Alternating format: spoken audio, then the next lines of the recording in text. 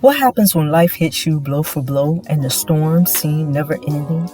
Yet, instead of laying down and giving up, letting your storms consume you, you remain steadfast, finding the willpower, the strength you didn't know existed, and the courage to keep pushing forward. That is perseverance. How you respond to your circumstances is key. Welcome to the basics of perseverance. Good night, good evening, good afternoon, great rising to wherever you are. I'm a peace of mind and welcome to the basics of perseverance, where how you handle your circumstances or situations is key. And today my special guest is Miss Erica Savage Wilson. How are you? I'm doing well. Thank you so much. How are you? I'm quite well, and I really appreciate you being on this evening. You could have been doing anything else, but you decided to be on with me for this segment, so I appreciate it. Oh, I thank you for the invitation and thank you for the audience that's tuning in as well. Thank you. So let's hop right into it. So, who are you as an individual? Well, thank you for the question. As an individual, I am a person that is centering her brain health and unseen injuries. I am a person of peace, a person of compassion. I am a person that loves the Word of God. I think people that know me know that I am a believer and do welcome and have my arms wide open to humanity. I am a voice. What I did for the past almost 2 decades lended itself to being a voice of political and social commentary. So I've really just taken all of those years of doing that and being a voice of centering wellness, brain health, and unseen injuries, which is, we'll get into a little bit later, what a lot of us are dealing with through this global pandemic of 2 years now. Okay, awesome. So let's go into this. Life happens to us. We go through things, and it just seems like the storm is never ending. Uh, when life happens to you, how do you process it? What is your process? And could you give us an example, if possible? Yes, and I think that that's a really excellent question to really go into where I am now. So many people, or maybe people have seen me from watching me on Roland Martin Unfiltered through other media forms, or familiar with me just being engaged with politics. But life happened to me several times, but the most recent time was March 15th, 2021. I was traveling for work. I've been doing a lot of traveling throughout 2020 because we had the general election and then we had the senatorial election that was pivotal in the state of Georgia, my home state.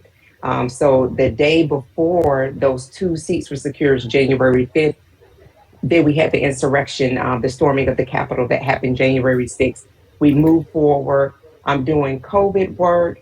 And just it was from 2020 to 2021, I was on the road 70% of the time. And so March 15th was no different. I'm traveling for work.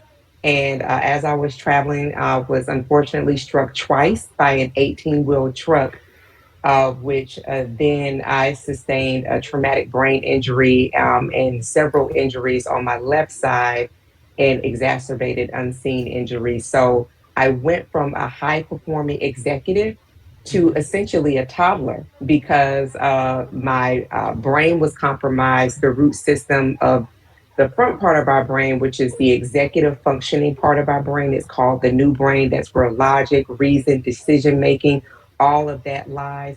Well, the root system had been damaged for me. So everything for me had become very, very emotional, and I wasn't able to make very sound decisions, was barely able to walk. My speech had declined, so I had to go through speech pathology for now almost a year. Essentially, as I said before, went back to the stages of a toddler for several months throughout of my life. So the way that I responded initially was just in shock. I think as any of us would when you have something that happened that really changes the course of your life. There's a period of shock. Then there's a period of grief because we're grieving the world, the person that we once knew being really transformed into another person, not knowing if we'll capture who we were at that other time. I will say to you, Lyric, that the way that I did choose to respond was with a great team of medical practitioners that helped me to move to a place of acceptance, acceptance Yes. of what had happened to me, but then also acceptance and embracing my new life. And the embracing of my new life meant that we're on this medium now. I count it a blessing that you opened this invitation to me because I don't accept these invitations very often because I Yes. have to be very, very careful about how much time I engage with screen time, even in my own phone, television, things of that nature. So, this invitation to come and to share the basics of perseverance from my own experience is one that I count, and I count it all joy. I count it as a blessing.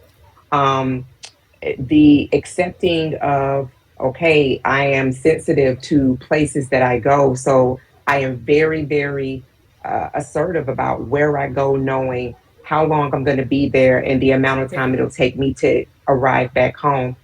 um, Being more accepting to, you can't see it, but throughout my home, I'm on the second floor of my home, is filled with plants. Hmm. I have embraced plants where before in one of my offices, it was like maybe one or two silk plants. There were no Yeah. living plants in my office, Yeah. but now I have them all throughout my home, bedroom. So responding for me meant that there would be an embracing of Hmm. things that perhaps were foreign to me or things perhaps that I did not really give myself time to embrace. Correct. But because I have this elongated time of healing, this elongated time of understanding the new Erica, it has lent itself to me being able to understand, me being able to embrace how I engage in the morning, not just picking up the phone, but taking time to connect with me, Hmm. connect with the things that form me. So, I would say that long way of answering is that to really embrace. It is really to, you do have a period of time where you mourn, and that is a part of a human emotion, a part of life. We live and we die, right? Yeah. So there is a period of mourning, but after that period of mourning or through that period of mourning, getting up every morning and washing your face and saying, I am a perseverer. And so, how can I persevere through this day? Persevering through this day means that I get up and I make up the bed. That is what I'm going to celebrate today. So, Yeah. that is one of my tenets of persevering. That is how I embrace my own life change. Okay, and I have been following your journey, so I really appreciate you, sharing your journey because I could kind of resonate with what you're dealing with the whole rehabilitation. I had to learn how to walk Mm, all over again, due to a medical oh, error, you know. So it was like, wow. so I was like resonate. I can resonate with like the protocols, the process from the beginning to end, and it's kind of like you have that choice to make. Are you going to sit there and let it consume you, or are you going to get up, like you said? If I get up and wash my face and make up your bed and Mm, everything. So I definitely understand.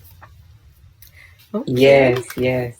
okay, I like that. We are sisters in perseverance. Yes.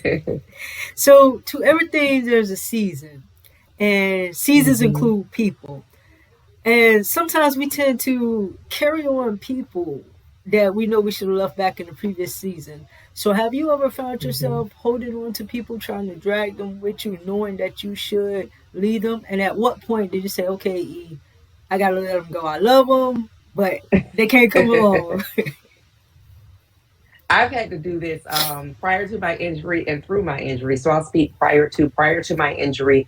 There were a few people that really, after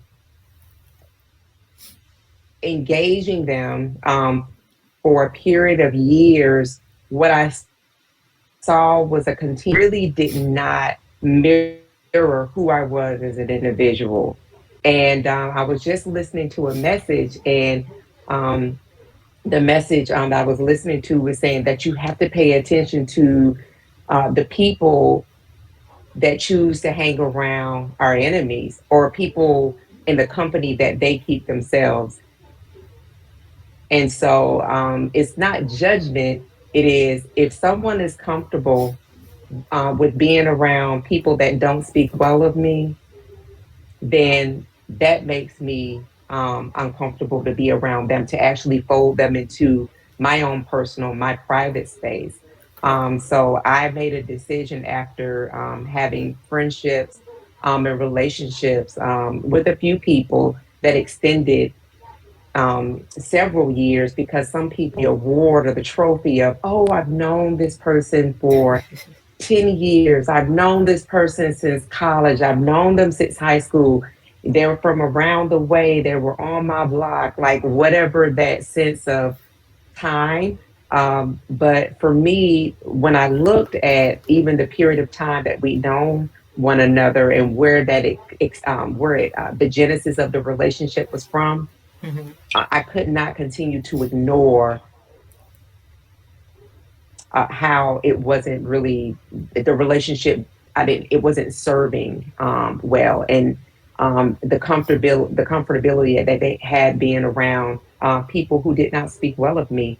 And so I was very, very assertive that I could no longer maintain the friendship, and it was hurtful for both. It was hurtful for me to come to that decision, to make have that conversation, which was a one time conversation, but it was something that I felt very confident in. And so even now in this period of having this injury, the network of people that I previously surrounded myself with and friends, you learn a lot. You mentioned yourself, Lyric, having to learn to walk again, and I don't know that people fully understand when we've been in the situations that we are healing, recovering from, what that actually feels like. There is a feeling, I know at least for me, there was a feeling of humiliation, Hmm. because I felt like, oh my gosh, I had come so far in life, and to be reduced to, having my brain injury practitioner say that she's essentially a toddler. So this is the way that you all are going to have to comport yourselves around her. Hmm. To have people, when you go out in public, Lyric, and I don't know if you face this, but kind of look at you and not really there. It seems like they're trying to put together what's going Yeah. on, and just it doesn't. I didn't feel humanity sometimes from my fellow humans. So people having not maybe experienced the depths of healing and reconciliation and rehabilitation that we've felt, you and I have felt, Yeah. maybe don't have a true understanding. But what they can do is kind of build off of what we're sharing in our own experiences, and make themselves a little bit more sensitive human being. And so to say that I had some of those people that didn't know how to be around me, Hmm. and who chose not to be close to me during the time where I really, really needed that closeness, that those level of friendships. So I had to make decisions that, as I continued to move through my healing and recovery process, that was a season of life that they served when I was active, when I was an executive. Perhaps they were attracted to me because of what it was that I did, or what it was that they felt like I could offer them, or what the transaction was between the both of us. But because I'm not at that place, because you were not in a place where perhaps people were able to connect with you, or they weren't able to get from you what they were able to get from you, sometimes people pull back. And in that pulling back, in the sense of um, pulling back that I felt from them, I made a decision as I continued to heal and recover that that was a season. And I Yeah. was grateful and thankful for that season. I processed that, I mourned it. And I said, however, this is the new season that I'm in. And there are new people that are being attracted and drawn to me for either a season or a lifetime. And I'm going to be accepting of that. And be very excited about that. And so it is difficult, but it was definitely a part of life that I did. Again, as I've said, through the basics of perseverance, this piece, I did embrace it. Yeah, I say I always tell people the people that's supposed to be in your life is already aligned. So when those people fall out of place, it's always somebody waiting to fill in that position. You know. That's right. That's right, Lyric. So since we was on the subject of seasons and people, how do you determine who you give access to? Because you know you can't give yourself access to everybody. So what determines that factor? Yeah, that's a great question. Well, especially now, well, even before being a public figure, because I did emissary work and international and media here in the States. There was a bit of a space between what people see on camera and then Yes. what the actuality of life is, which is that circle has always been small and very, very tight. So now, having gone through this process of healing, particularly with at one point I had 9 different practitioners, privacy and people understanding that who they're coming in contact with was a public figure. However, this is not, this that is even all the more reason to make sure that uh, my privacy was protected, which is something that Yes. I was always that was always very precious to me. So to be honest with you, Lyric, the people that have access to me now are really the people who have been connected with me throughout this healing and recovery process. And because of the level of sensitivities that I carry right now, and really not having really the desire to be around the bodies of people, waves of people that I used to be around at one time before. I'm very grateful for that period of my life. But because that, and I think that this is true in healing, when we're healing or when we're going through something that requires that um, there's going to be some type of excision. Even in a procedure or surgery, they're always wanting the room to be sterile, right? They don't want Yes. anything that comes into the room that perhaps has a pathogen. Doctors, staff scrubbing their hands, even down to the patient. So it's for me that's carried now, even all the more in this place that I'm in. So I keep it very, very tight. I'm very much so content with the space that I'm in right now, which does not call for a lot of outside human activity, just because of the level of healing and work that different practitioners have as it relates to that. And to be honest with you, this is probably what I'm calling a real season of clarity and a real season of purging. And I'm a lot more able to, I have the ability to hear a lot better. I have the ability to think a lot better, particularly as my brain creates new neural pathways. Mhm. So I am excited about really having a place where I'm not as available to the public as I once was before. It's really been healing for my soul. And I'm grateful for the time. I That's wasn't, that's a but I good thing. am. That's a good thing when you Yeah, don't have when a lot of people don't have access to you. You do have time to vindicate your mental. You're able to think because a lot of people you can get so caught up in what's going on around you that you lose sight of what it is that you need to do for yourself and focusing on yourself.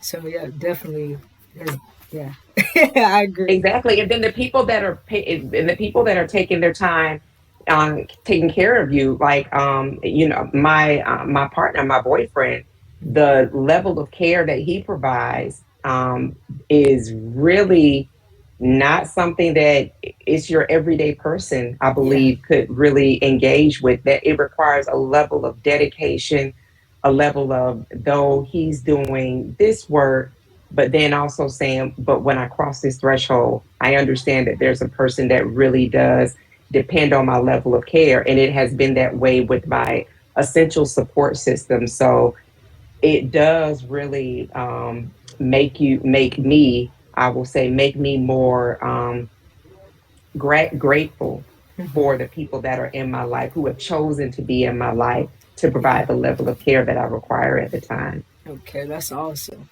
That's Yeah. awesome. So I want to move to dim your light. You know, people dim their Mm, light for many reasons. Sometimes it's circumstantial dimming of the light.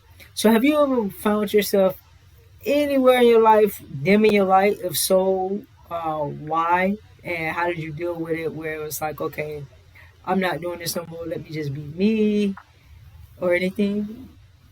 yeah. And I'll be honest with you, Lyric. I feel like this is almost something that is ingrained in Black women, Hmm. to make yourselves mute, move through, and be the strength for other people.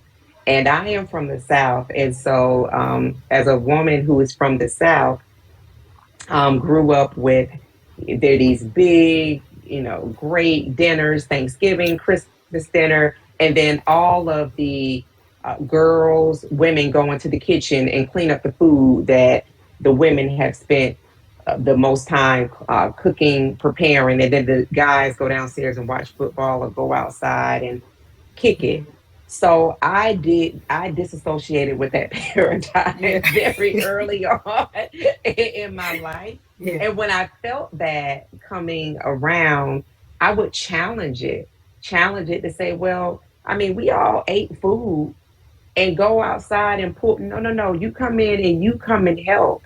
In my professional career, I have absolutely dimmed my light and been encouraged to dim my light, unfortunately, by male counterparts. Hmm. And had a situation where met with someone and I had really done all of the legwork to really push the project to a place where we were able to do an incredible work. And I'm being very um, trying to be as non-descriptive as I possible got you. I got you. for a specific reason. And I can remember being in this most important meeting and having a senior person say, pretty having a senior person take credit for the legwork that I had done.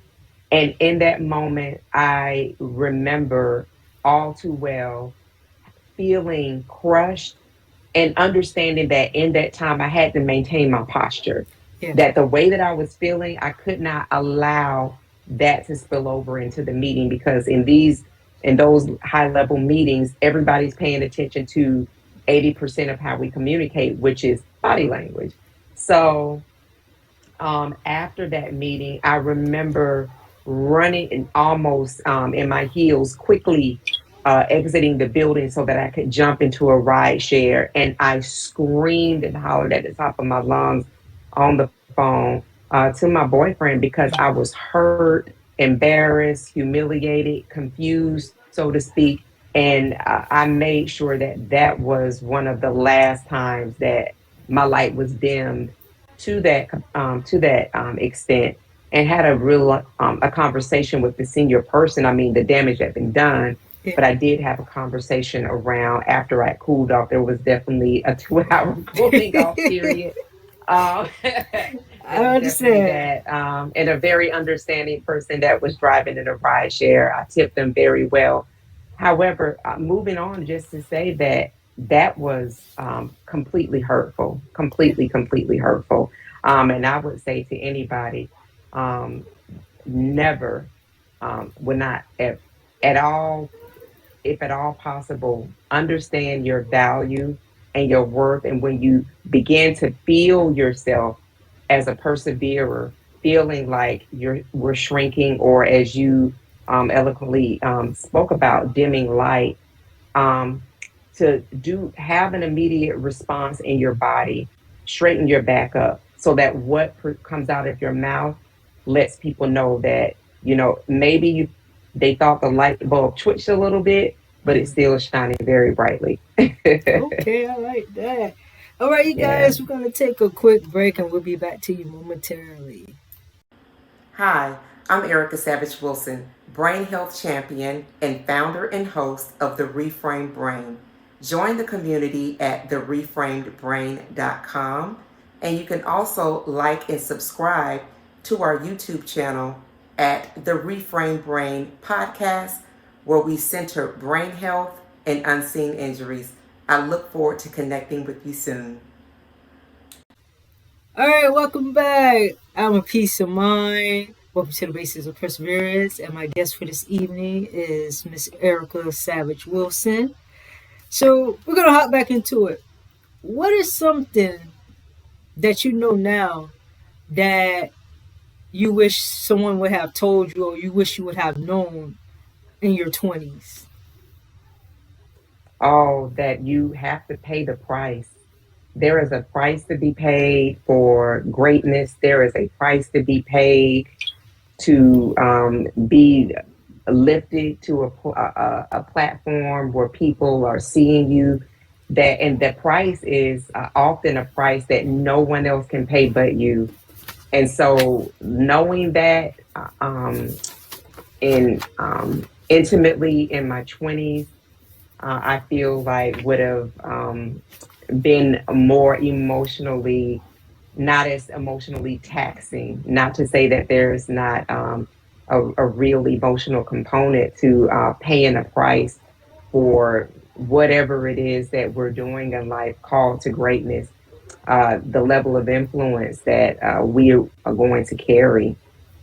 You in this very platform, the basics of perseverance, to give people steps and tools and allow them to hear people's experiences, your own experiences. There's a price that you had to pay to be able to authentically have this platform made available to people worldwide. So having having that intimately, I believe in my 20s would have been something wonderful. Okay, cool. Cool. Now, we were talking about, you talked about your brain injury earlier in the beginning, and you started the Reframed Brain podcast. Could you give us a little insight about that? Absolutely. The refrain brain that came to mind when I started thinking about how my life had shifted significantly. Hmm. And it really did call for a shift, a renewed perspective that the person that I once was, having to grieve her, that she was the former, and that I was really literally continuing to embrace this new Erica.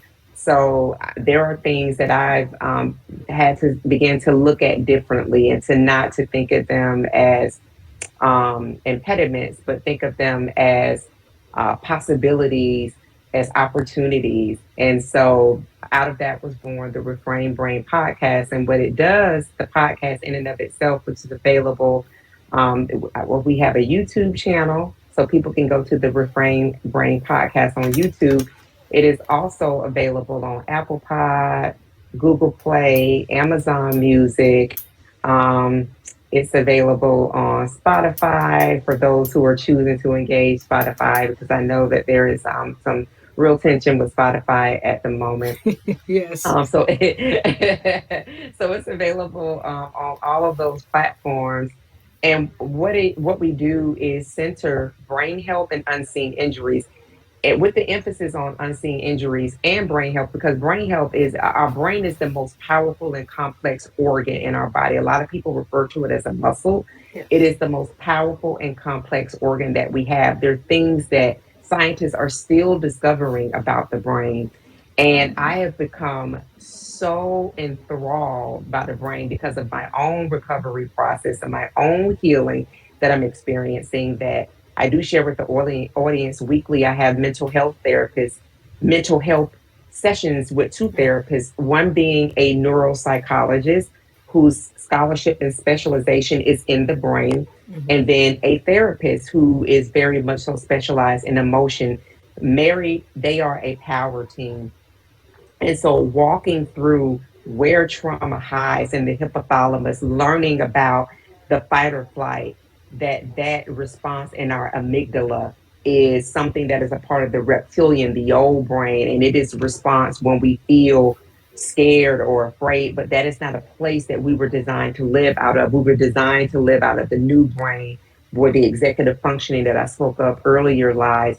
Learning all of the things that I have been made privy to and the neurotransmitters, how it's just a beautiful garden, and that when we don't get enough of the dopamine and the serotonin, the things that make us feel good, that garden has to be watered by other things. And sometimes that can be negativity, which all of us have experienced in life. And then, particularly across social media, a lot of negativity is fed there.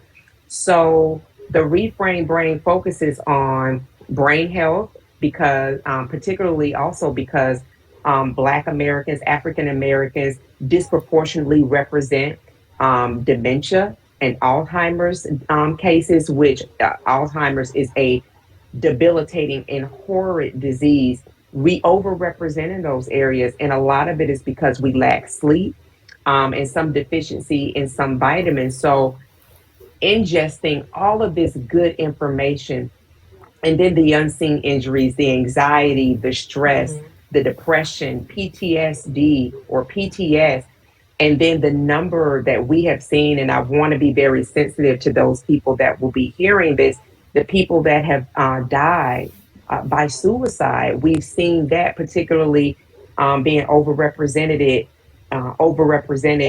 in Black and African American and youth, Mm-hmm. particularly Black and African American youth, combined with the pandemic, which are stressors that people have felt across the world of anxiety, stress, and coronasomnia, which is a new term that the American Medical Association came up with for insomnia during the pandemic. It's called coronasomnia. I'm saying that we are all knit together because of this global pandemic, and whether or not a person has a diagnosis, we are feeling the groanings and the strains of a pandemic that seems like it is not going to end. But I want to say to people, all storms end. Mm-hmm. There is an end. All Yes. storms have an end. They have a genesis and they have an exodus. So all storms end. However, how do we create an environment where we can feel healing, where we feel safe, an environment where we feel everything is not on fight or flight, where the Yeah. amygdala, we're not living out of a cortisol place. So the Reframe Brain podcast says we have an answer for that. We have medical practitioners, wellness experts, myself providing information around how you can create an environment of healing, information on what the podcast is, much of what I've just explained to you. And we do this, we kicked off January the 25th. It is the first and third Monday of every month. It is intentionally on a Monday because Mm-hmm. Monday is usually associated with the Monday blues, a case of the Mondays, not exactly the hottest day, but it is my favorite day of the week. It's not the hottest day of the week, but yeah, I want people to feel better around Mondays. And then to also for those people that want to get engaged with the community that is being built, you can go to the reframedbrain.com and get engaged, and you will receive all kind of goodies when the podcast is not airing that other people may not be privy to. So we're all Okay. about centering brain health and unseen injury, which touches every human. I think that's actually good. That's a good information because people need to know like about the brain, what's going on, and like you said, the suicide rates is skyrocketing, especially among teens, and in our black communities. You know, it's kind of like, oh, it's not wrong with them. They just want attention. When in actuality, they need help. They're crying out for help. So I think that's definitely good. I'll post. I have all the information spot where they can, sign on and everything. Okay. So as we come to a close, I'm gonna give you a statement, and you're gonna build upon that statement for our Okay. closing. Okay. Okay. What we go through is only temporary. it's not making us, it's not saying that's who we are, but it's making us into the individual we need to become. Absolutely. And it is happening one beautiful breath at a time. Okay, I'll take that. I'll take that, sweet and simple. All right, you guys. Erica, Miss Erica Savage Wilson, thank you for being on this evening. Where can the people follow you on your media, your social handles? So thank you so much, Lyric, for this wonderful and majestic invitation. You are such a poet. You're such a light. Thank you so much for reaching out, and I was glad to have joined you on this wonderful evening. People can find me at the number one Erica Savage, and that's ERICASAVAGE. So just like the word savage, one Erica Savage. There's only one Erica Savage on Twitter and on Instagram. People can also find me on TikTok at the Reframed Brain, and that's REFRAMED, Reframed Brain, on TikTok. And then if a person wants to send me a request on Facebook, it's Erica Savage Wilson. It's my whole name. But yeah, Twitter, Instagram, TikTok is where you'll find me active, and Facebook as well. All right, so we're gonna have that information in there. Make sure you guys go check out the Reframed Brain podcast. Subscribe to us on every platform of streaming. Check her out on Facebook, IG, TikTok. This is a peace of mind. This has been another great episode of the Basics of Perseverance. Until next time, peace and blessings.